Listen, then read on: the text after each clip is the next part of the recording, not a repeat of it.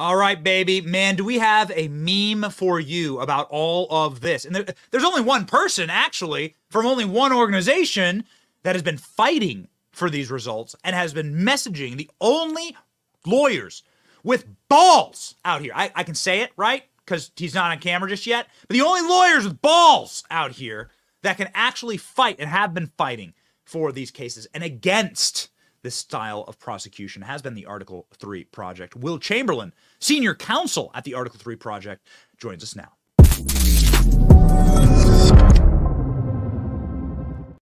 Will, I'm not going to say that you have balls while you're on, camera here. I'm just saying that the Article 3 Project is a incredible organization. And you guys are seeing some incredible results here. These are not great days for Jack Smith.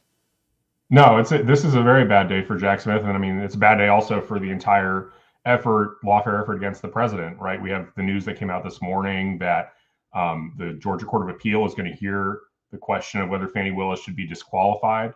I predicted that the district court's ruling had this basic flaw, which is they said that there's this obvious appearance of impropriety, but yet you can cure the appearance of impropriety by getting rid of only Nathan Wade and not Fani Willis too.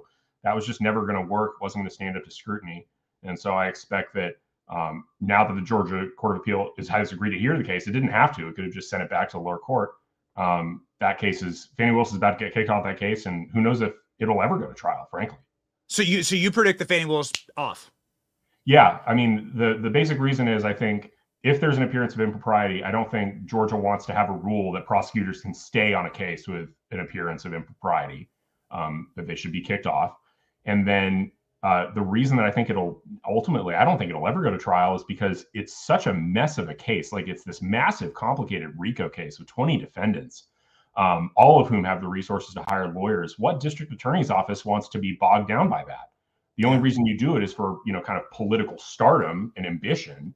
But if another district attorney's office has to take the case, I think they'll look at it and be like, this is stupid. We don't want it. We don't have the time. So you're senior legal counsel at the Article 3 Project. I was watching some of the commentary from some legal analysts that I really like yesterday with this whole delayed indefinitely thing with the Trump documents case. And many were saying, like, this thing has also such a tire fire that there's no way it's going to, this case will see the inside of a courtroom. They don't think that the government will actually push forward with it. Jack Smith has yet to identify like what the crime was, which is kind of insane. I mean, there's a slew of problems because, you have this whole classified evidence discovery problem, which is normally you just send back documents back and forth, but because the documents in question are classified, there's been this massive litigation dispute about, like, okay, how do the defense attorneys get to review it? Under what circumstances? How do they get proper access? And so that's one problem. Then you have this new spoliation problem where apparently, one, they staged the photo with all the classified, like the cover sheets. And then second, the fact that they didn't record exactly where the documents were, they didn't do a good job preserving the evidence. All that bears on President Trump's intent. So, like, depending on the condition of the documents, where they were found, it goes to the state of mind necessary to actually prove a crime under the classified documents issues. And that doesn't even get to the fundamental issue of he's a former president. He has the right. He had the right to see all these documents. He had the right to declassify them unilaterally if he so chose. Yeah, so the story that was told is that Donald Trump grabbed the nuclear secrets, shoved them down the front of his pants, and sort of flopped the red tie over it and wobbled out of the White House with those documents. That is totally untrue. And now the emails are showing that the GSA had pallets of Trump documents, and then they forced them into Mar-a-Lago. Effectively, the FBI said, you got to take all these, and they shipped them down to Mar-a-Lago. Jack Smith doesn't know which document was in what box. How the hell are they ever going to prove that the government didn't plant classified documents at Donald Trump's Mar-a-Lago? How can you prove that? I don't think you can, and I think that's why any sound prosecutor at this point would dismiss the case. I mean, they just don't. They don't have the ability to prove this case beyond a reasonable doubt. If they didn't, I don't think they did before, and they certainly don't now.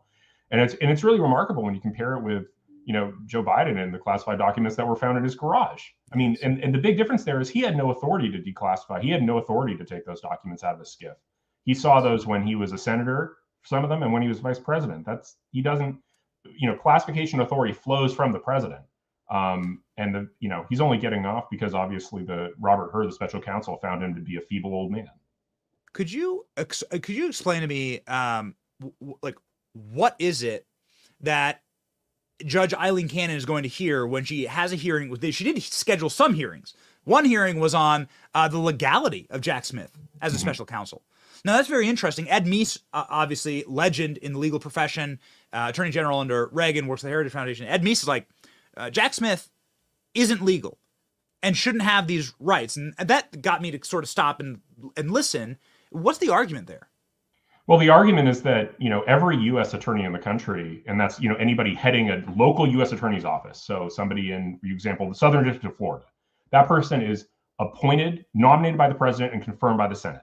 And that's what gives them the authority to exercise the power of the federal government. Line prosecutors obviously are not appointed, right? You're just assistant district attorneys, but their authority flows from their boss, who is confirmed by the Senate. Jack Smith runs his own office, and he should be, under law, a Senate confirmed attorney, a Senate confirmed U.S. attorney, but he's not, right? He's a private citizen. He was a private citizen when Merrick Garland tapped him. He never faced Senate confirmation. And as a result, the entire prosecution, therefore, just doesn't have a legitimate basis to flow from, especially because he's a special counsel. He's barely reporting to Merrick Garland, much less so than normal standard U.S. attorneys. So basically, they managed to circumvent the entire process of Senate confirmation. And as a result, we have this bizarre circumstance where, the attorney general just has his personal appointee doing all this work. And you're from the DMV area. I know that perhaps you're familiar with McDonnell versus the United States, the Jack Smith's famous case where he was overruled 9-0 inside of a liberal Supreme Court for doing a very similar hatchet job on Bob McDonnell, who was a very popular governor of Virginia, might have run for president against Barack Obama. And shockingly, as we looked through this case, we're not legal scholars, but we can read the ruling. They said that Jack Smith didn't prove intent. It's the same thing. It's the same case. He didn't prove intent and wasn't able to prove that the governor's acts didn't fall within his official duties. And the Supreme Court just smashes the guy over the exact same case, although he was able to destroy his career, which seemed to be the actual goal. Yeah, and it's not Democrats have been doing lawfare against Republicans like this to have political consequences for decades. You can go all the way back to Ted Stevens and Obamacare. So think about this. Ted Stevens was a senator from Alaska. Under Obama, they went after him hard. This was when there was like a 51-49 majority in the Senate or something. They went after Ted Stevens hard. They indicted him for a similar bribery idea. And in this case, it wasn't the Supreme Court that slapped him down. It was actually post-conviction in the district court. Evidence was revealed that some of the FBI agents and the attorneys were lying to the court and weren't fully weren't in the spirit of candor, weren't actually revealing everything that they knew. And Judge Emmett Sullivan, who later obviously was not great in Michael Flynn, but Judge Emmett Sullivan actually overturned the conviction. And I think some of the lawyers in that case got disbarred, and there actually might have been some prosecutions of the government agents involved. But you know what? It didn't matter because Ted Stevens lost his election, and that gave Obama the supermajority he needed, I think, to get Obamacare through. Incredible. They play on a different level. It's so evil. It's so banal, and it's so important to have people that are willing to fight. Mm-hmm. And it's so important to have the Article 3 project because you guys are the only one. I've been friends with Mike for a long time. You guys are the only ones who actually thrown people in lockers around here and are actually fighting against this.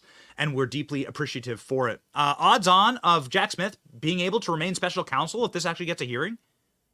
It's not better than 50-50, honestly. I don't think. I think that, it's a novel issue. So I'm reluctant to just go ahead and prognosticate on how the Supreme Court's going to rule. But I read Ed Meese's brief. I thought it was persuasive. I think it's the right argument. And it's sloppy of Merrick Garland. Like in the past, when Trump appointed special counsels, for example, the way you get around this problem is you take somebody who's already a U.S. attorney somewhere, who's already gone through the confirmation process, and then you put them on the special counsel investigation as the leader. So that's how you get around, you solve the problem of whoever's running the special counsel office needs to be a Senate confirmed person. They just didn't do that here. He just literally found like this super hyper aggressive prosecutor that was hanging out at The Hague prosecuting European war criminals and just yoinked him over here and said, okay, you're prosecuting the president now. It's not how it works. It does seem like a big yoink. The whole thing. That's a perfect adjective. There's a big giant yoink job. Ladies and gentlemen, if you don't want to be yoinked around, you got to follow Will Chamberlain. Make sure that you follow Will and the Article 3 Project. He is at Will Chamberlain on X. And thank you so much for being on the show, Will. Absolutely. Thanks for having me, Ben.